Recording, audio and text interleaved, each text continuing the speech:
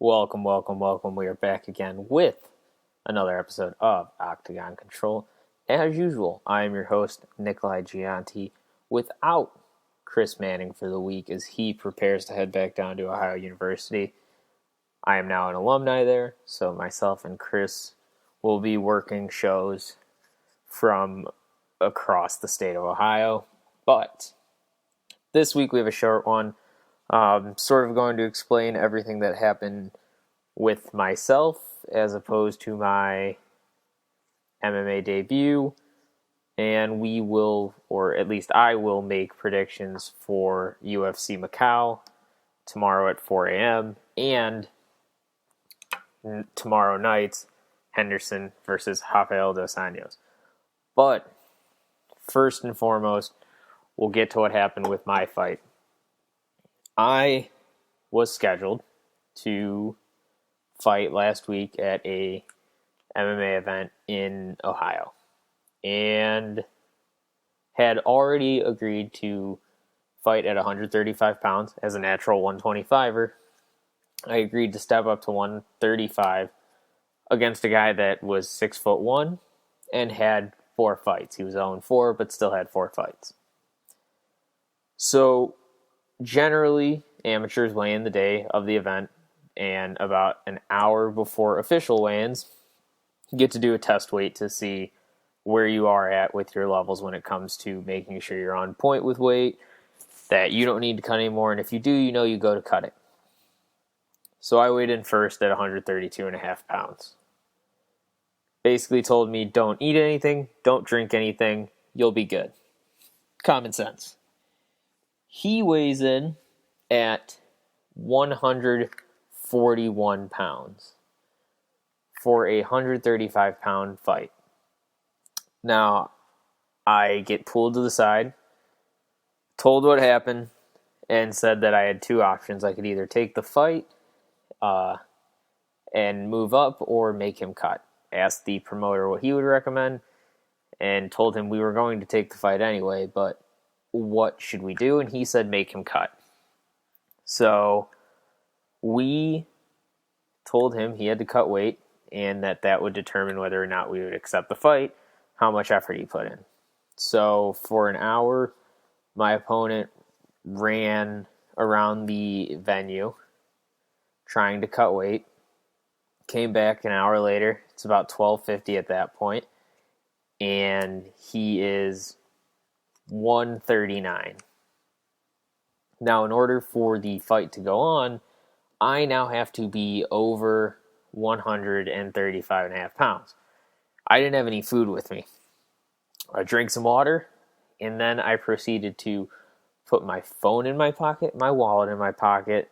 I wore all of my clothes, and I stuffed my pants with fat grips that you see found on a barbell. I weighed in at 138 pounds. So everything was good to go. 4:30, everyone is supposed to be back. So it's 4:15. I've been there for a few hours because there's not much to do around the area. He gets back there about 4:15-ish, and I'm still thinking to myself, everything is good, the fight's on, so let's go. So about 5 o'clock, they start doing physicals, and I get mine, and I'm looking the entire time for my opponent and had to tell someone to tell him that we needed our physicals. In hindsight, I should have realized that he was stalling and hoping he wouldn't get his, but he got his physical done. So it's 6 o'clock, and fighter meeting happens, and he's there also. So again, I still think the fight's on. We then go to get changed. Event starts at 6:30. I'm the 5th fight. I go and get into my shorts, and I'm getting changed next to my opponent. We are next to each other, changing into fight gear. So at this point, I still think it's on. 10 minutes later, I see him in street clothes, but didn't think anything of it. I just assumed that he was putting something on to keep warm. So the first 4 fights wrap up, and it's now our turn to go. and he is in the red corner. I'm in the blue corner, so I'm called second.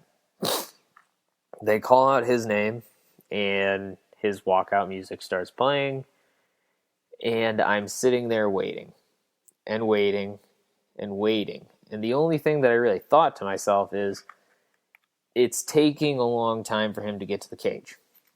That's all I had thought. So then someone walks back through where we're waiting to walk out and says, "Where is he?" Which is when we had learned that something had gone wrong. So the promoter walks outside to the parking lot and sees that my opponent is out in the parking lot freaking out, saying that he's stressed and that he can't fight and that he doesn't have a corner and that his hands aren't wrapped, and every excuse under the book, refusing to come in. So they start trying to convince him to get in there. Then my corner comes out once we hear what goes on and is at least trying to convince him to come in and shake my hand.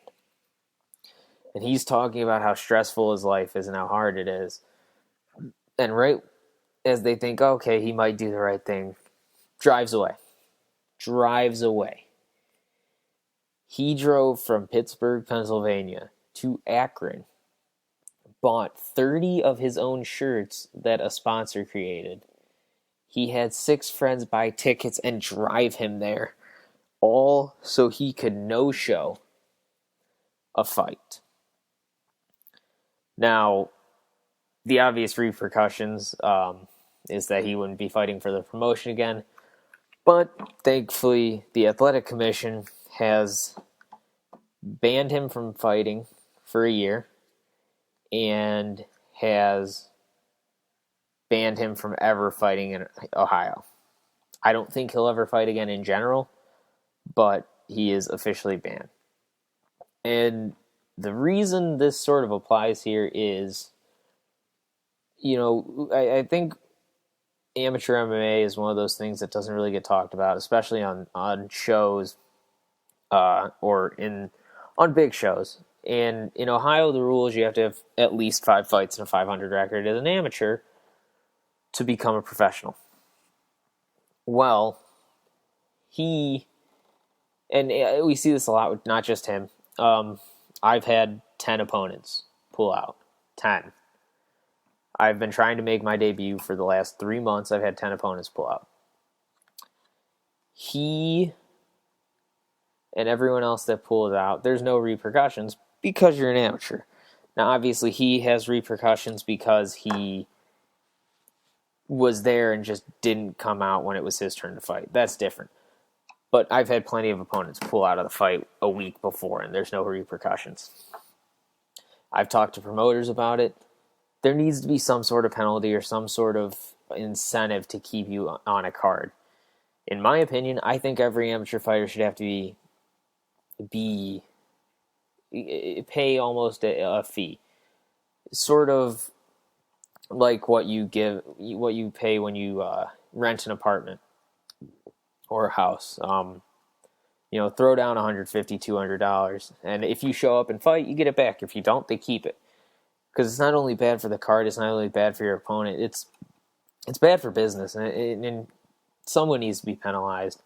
And it should certainly be the guy that decides that they don't want to fight after agreeing to a bout. So, that is how my debut went, and I will share the name of my opponent. I have no shame in that. Any harassment that he gets is fully deserved. Steve Paw is his name. He's deleted his Facebook. You can still find him on Twitter, but he is the one that pulled out of the fight against me. I am now scheduled for September 6th against Aaron Woods, who is 2-1. That fight will happen at 135 pounds. We're both smaller at 135. I don't think we'll get it to go down to 125, but there's the debut. So here's hoping that happens. This is Octagon Control, brought to you by ULTMMA.com. And we are brought to you by the great Tommy Masano and, of course, DJ San Marco, who turned the reins over to us when he started working and took the trip to California. As for the big events, though, we have two. There's UFC Fight Night, Bisping versus Lee. That's in Macau, and that takes place at 9 a.m. tomorrow. Obviously headlined by Michael Bisping and Kung Lee.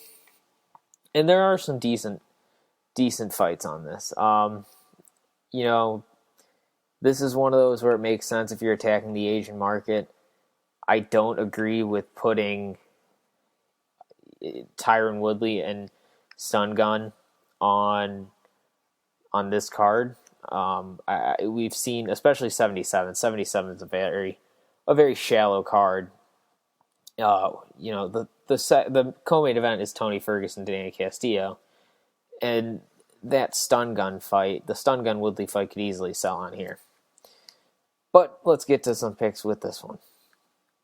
I'm going to pick the top two. Those are the fights that really matter, that do make a difference here. Tyron Woodley and Stun Gun, it's a good fight. We saw Woodley in that Koscheck fight. That's a big setback, but he's certainly had some big wins. The fight against Jake Shields was controversial, to say the least. And Stun Gun looked good in knocking out Eric Silva, but that Eric Silva win doesn't look as good as it used to. I got to go Woodley. Stun Gun's strength is his grappling, but Woodley is an All-American wrestler. Woodley's got that knockout power, and we've seen Dong Young Kim caught before. I think this is Tyron Woodley's fight to lose, and I think this is a fight that can really help him get back on track. As for the main event, Kung Lee, Michael Bisping. Bisping did not look great in the fight with Tim Kennedy, but Kennedy is a world-class grappler, and his stand-up's ever improving. Kung Lee has a questionable gas tank. He's obviously got good kicks, good knockout power, but how long can he last? And a guy like Michael Bisping, who's going to push the pace? It's great if Kung Lee can sort of summon up that magic that we saw in the Rich Franklin fight, but he's taken nearly 2 years off. And now you're going against the number 8 guy in the middleweight division. And Bisping is never going to fight for a title, but this is a big fight for him. There's a lot of sellable fights that you can make if he wins. There's always been talk about that Anderson Silva fight. If he defeats Kung Lee, it's a win. Silva's not going to be fighting for a title against Weidman. He's lost 2 twice. That's a fight you can make, and it's a fight that can sell. It could be a good co-main event. It could be a main event on a Fox card. As for Kung Lee, if he wins, there's a ton of possibilities for him. But that's really the question. It comes down to, can Kung Lee land a knockout shot against Michael Bisping, who has been knocked out before. Doesn't have a bad chin, but it's not suspect by any means, but he can't get caught. So that's sort of where that goes. That night, we have UFC Fight Night.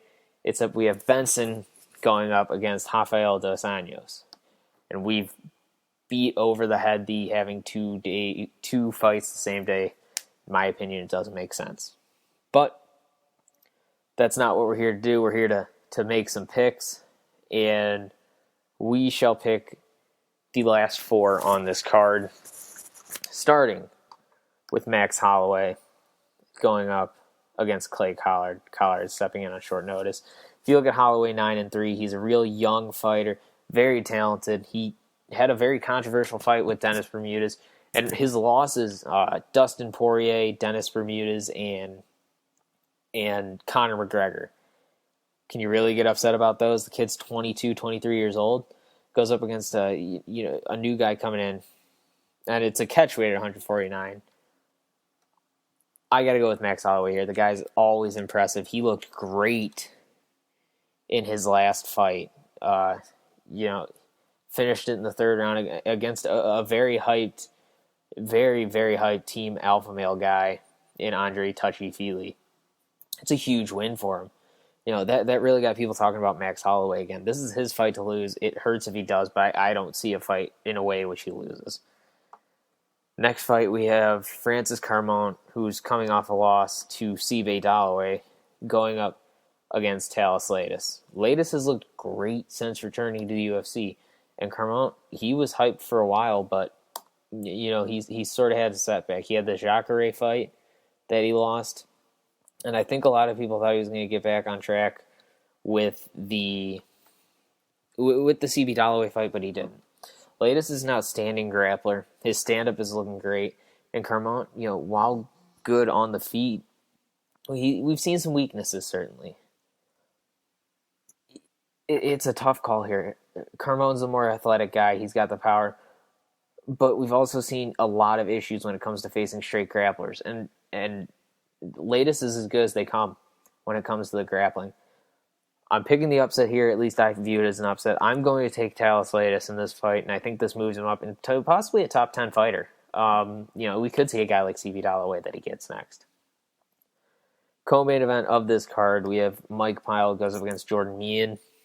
And Meehan is, for as young as he is, 38 fights. He was on a nice little streak. His losses are to Matt Brown and Tyron Woodley. There's no shame in that at all. He goes up against Mike Pyle. Pyle's one of these guys that, even though he's older, it seems like he gets better and better every fight. Just beat TJ Wahlberger.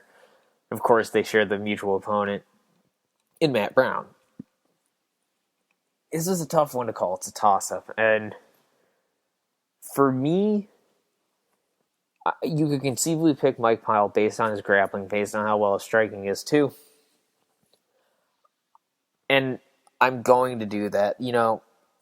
He looked good in his last fight with TJ Wahlberger. He looked good in that Rick Story fight, even off his back. Meehan hasn't looked outstanding.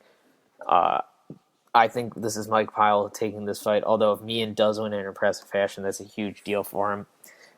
And of course, the main event of the evening, Benson Henderson, Rafael Dos Anjos. Dos Anjos, he had the loss to Khabib, and this was on the cusp of a title shot for him. Defeats Jason High, who was dropping down to 55. We also remember that. Now he goes up against Ben Henderson, who just finished Rustam Khabilov. Benson, world-class grappler. His striking is outstanding. Dos Anjos' striking is getting better and his grappling is good. But man, Benson is the de facto number 2 in this division, or number 1 if you want to go by their rankings. He lost twice to Anthony Pettis, but the man is a stud.